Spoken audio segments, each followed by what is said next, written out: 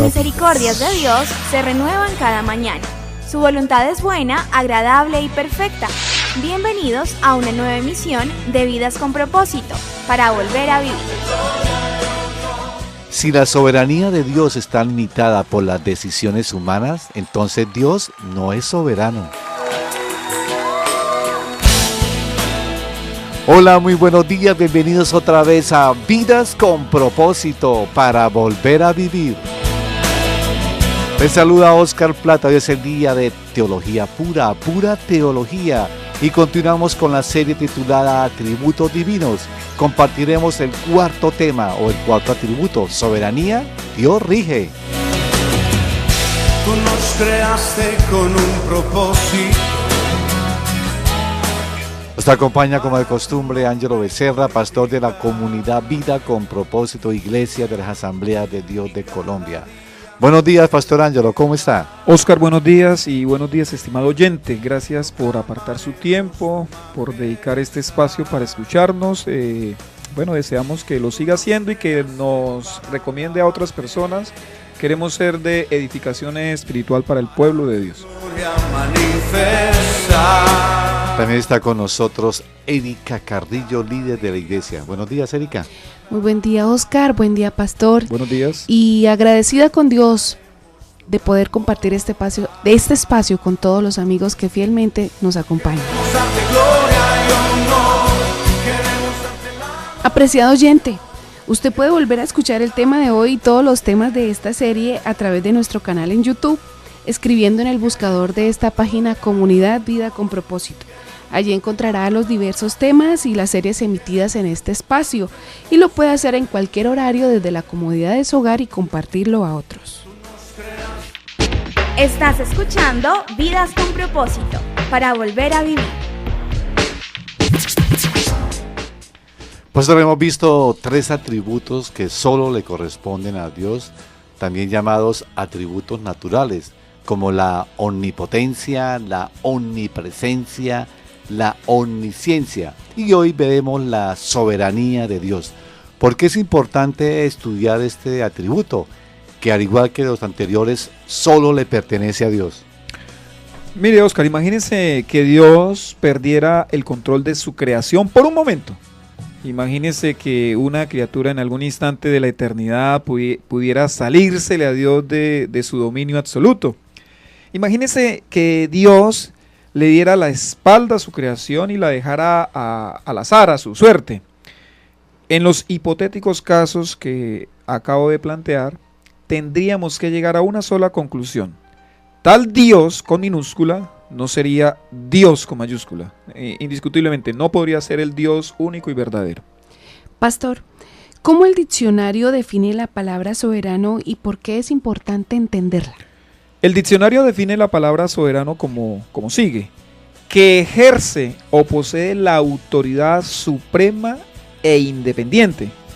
Esto es importante entenderlo, Erika, hasta donde la Biblia nos da luz, o hasta donde la Biblia nos permite entenderlo. Y claramente dice la Escritura que Dios rige sobre todo el universo. De hecho, podríamos decir que la soberanía de Dios es el gobierno absoluto que el Señor tiene sobre toda la creación. Esto significa que Él hace como Él quiere.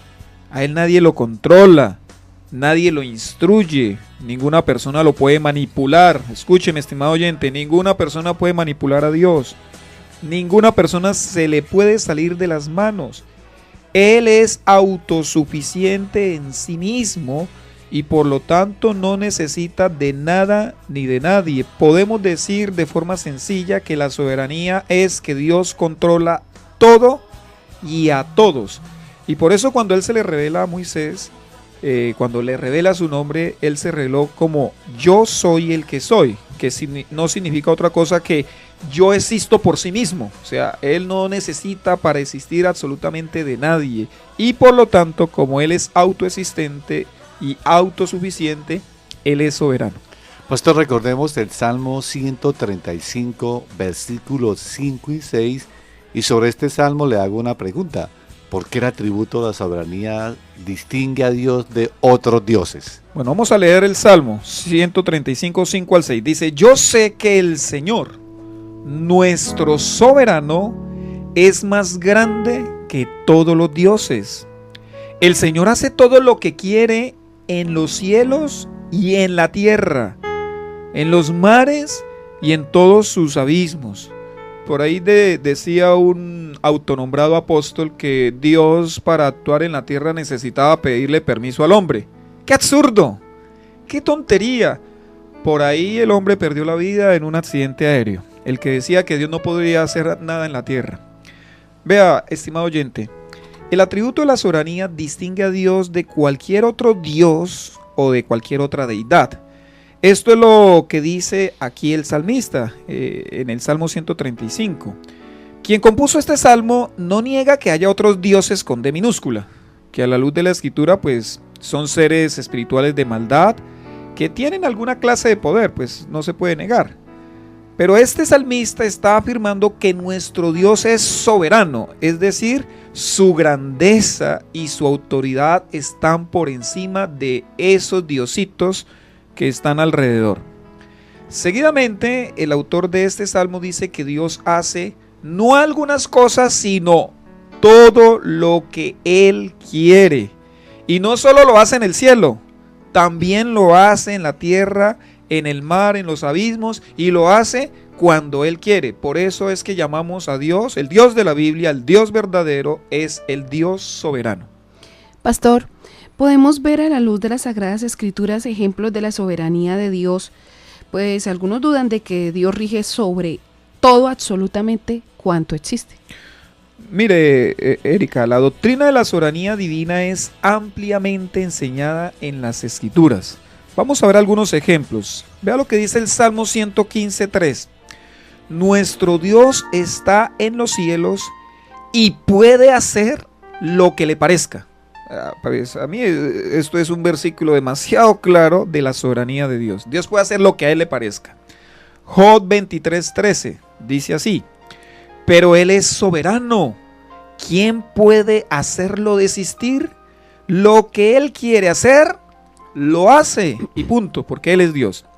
Efesios 1:11 dice así: en Cristo también fuimos hechos herederos, pues fuimos predestinados según el plan de aquel que hace todas las cosas conforme al designio de su voluntad.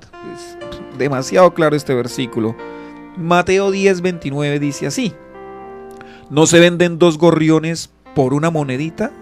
Sin embargo, ni uno de ellos caerá a tierra sin que lo permita el Padre. Estos y muchos otros pasajes de la palabra de Dios nos presentan a Dios controlando y rigiendo sobre toda su creación. Y este conocimiento entonces debe darnos a nosotros paz, pues podemos estar seguros que este mundo no está controlado por el azar, ni por una fuerza impersonal cósmica, sino más bien por el Dios santo, justo y bueno, que cumplirá todo lo que Él ha determinado de antemano. Pastor, si Dios es soberano de todo en absoluto, ¿qué consecuencia tiene para mi vida la soberanía de Dios?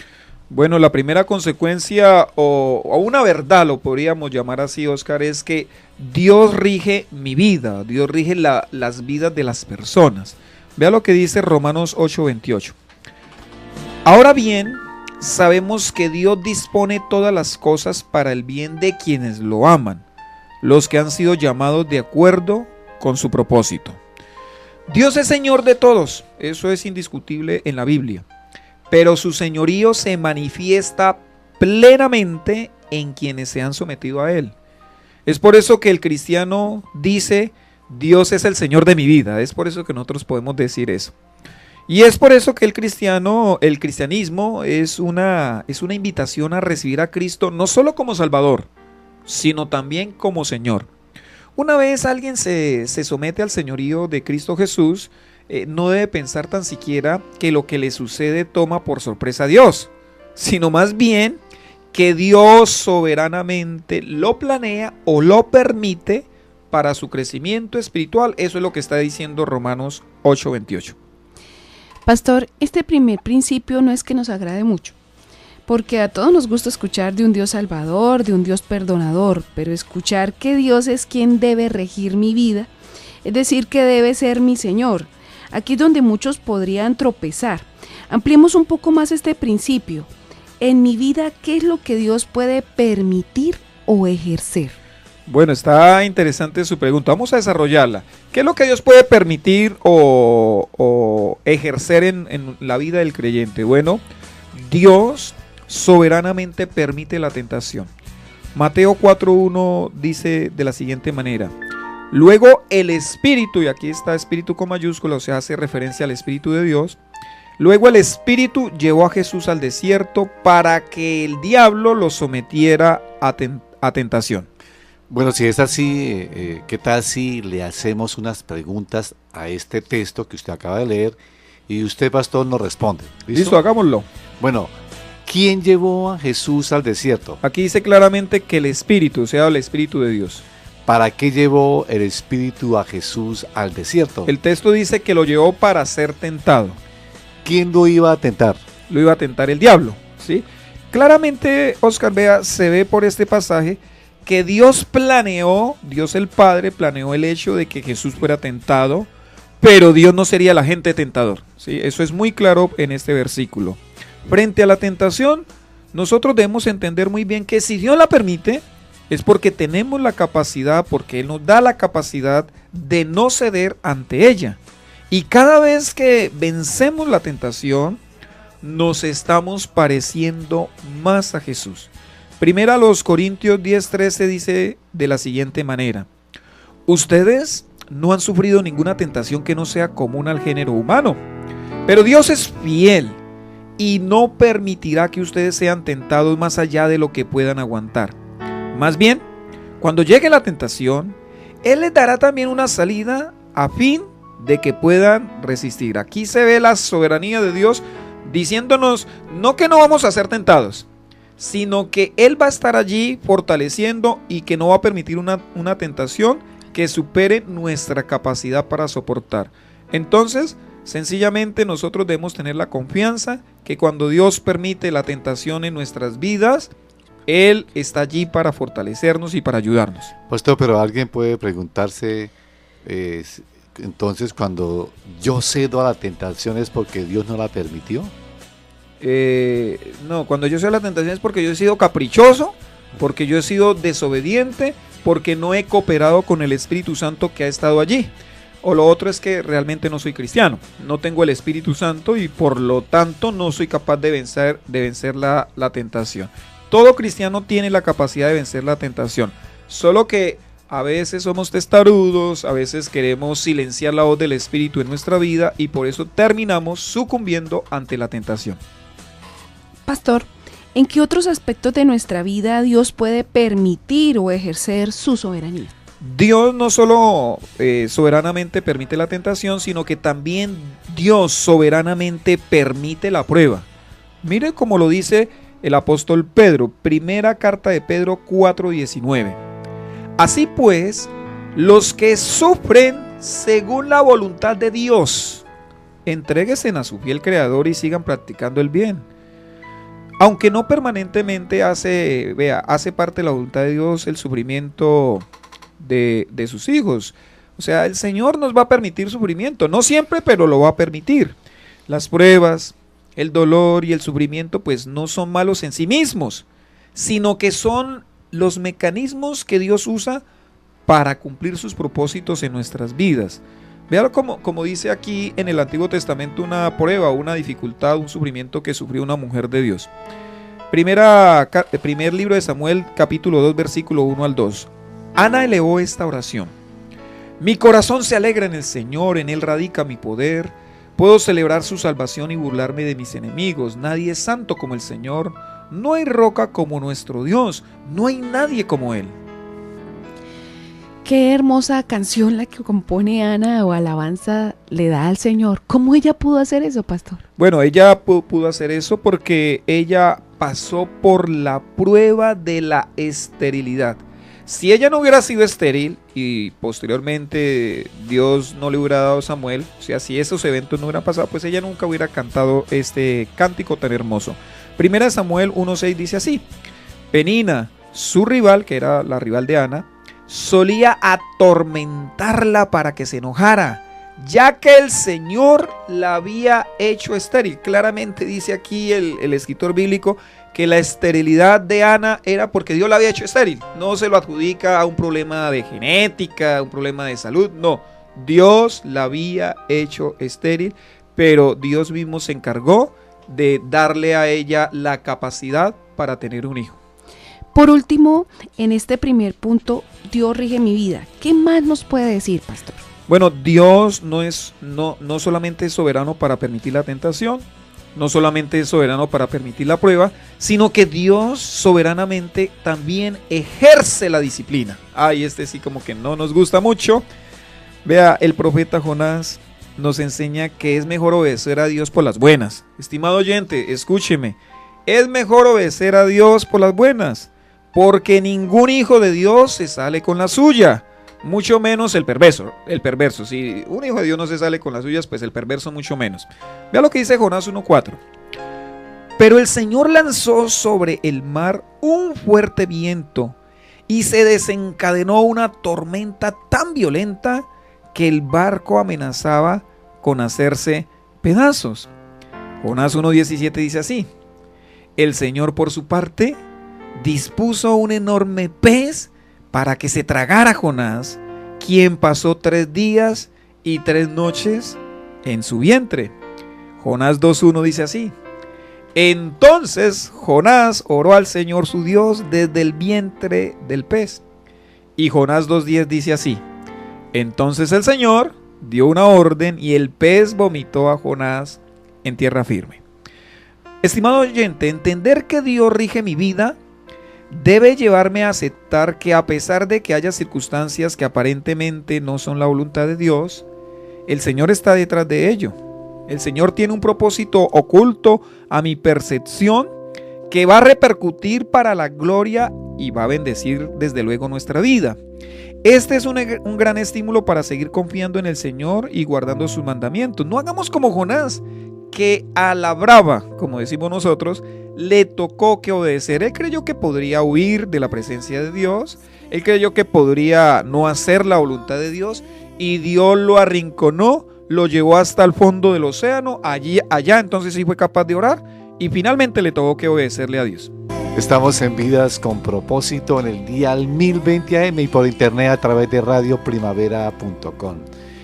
Hoy con el tema Soberanía, Dios rige. En el segmento anterior vimos el primer principio de la soberanía de Dios. Dios rige mi vida. Esto quiere decir que Dios puede permitir la tentación, la prueba y aún puede ejercer la disciplina. Pastor, ¿cuál es el segundo principio de este atributo soberanía de Dios? Segundo principio o segunda verdad teológica sobre la soberanía de Dios es que Dios rige la naturaleza.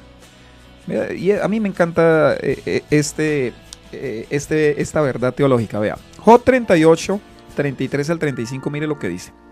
Está hablando Dios. ¿Conoce las leyes que rigen los cielos?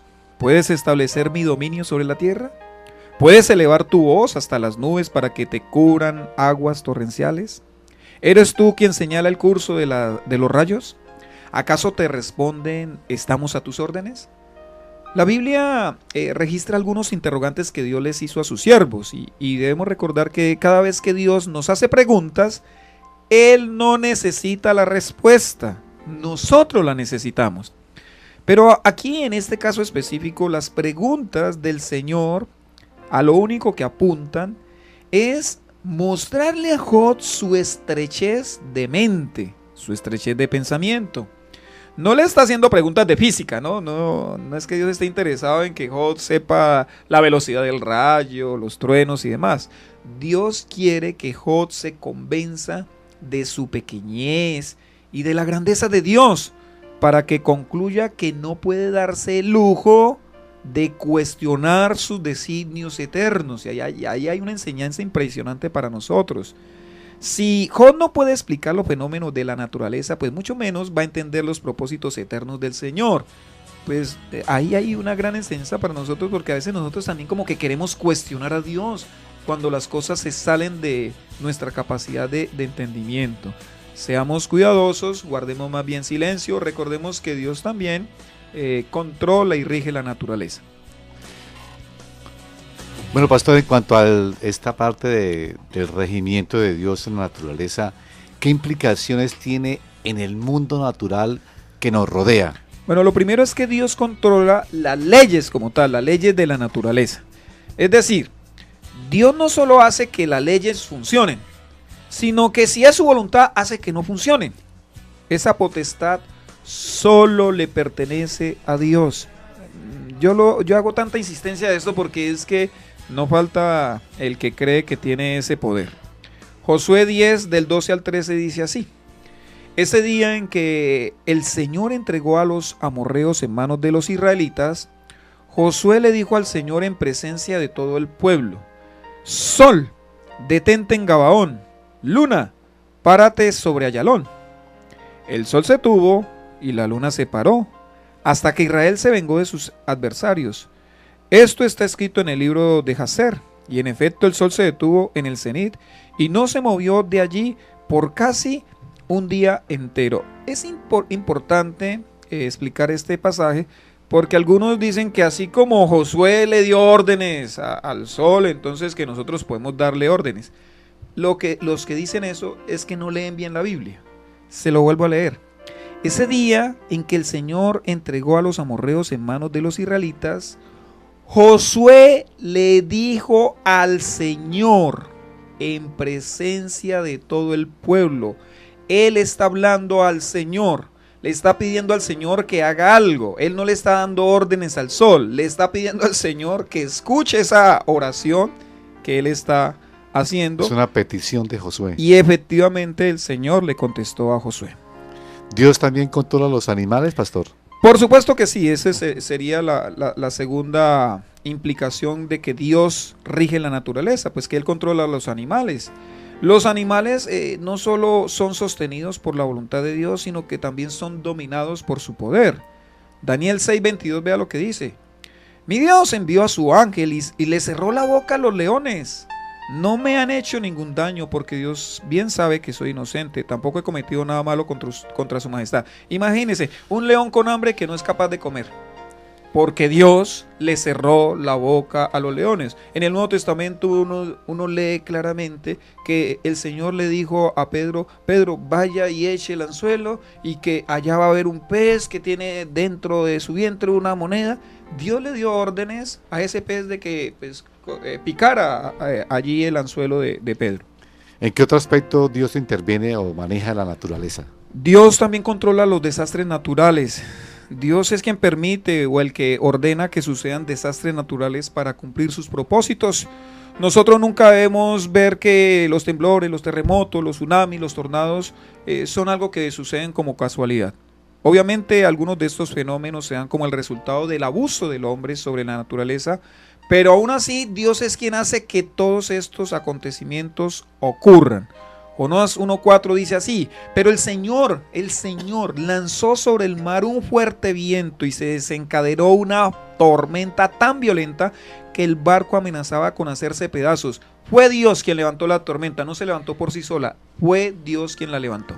Podemos decir entonces que todos estos acontecimientos que vemos hoy, como los tsunamis, como los huracanes, Dios está en medio de esto. Sí, y aclaro, también se dan por el desorden del hombre, porque el hombre no cuida el medio ambiente, pero por favor, o sea, si creemos que hay un Dios que rige todo, pues obvio que esto no es que ahí coja por sorpresa a Dios. Él es el que lo está permitiendo, Él es el que lo está ordenando. Apreciado oyente, lo esperamos mañana con la segunda parte de este tema, la soberanía. Dios rige, dentro de la programación de Vidas con Propósito, en esta franja de lunes a viernes de 7 a 7:30, así que no se la pierda. Y si desea comunicarse con nosotros, nos puede llamar al teléfono 310-212-4602, 310-212-4602. Gracias por escucharnos y que pasen un día muy feliz.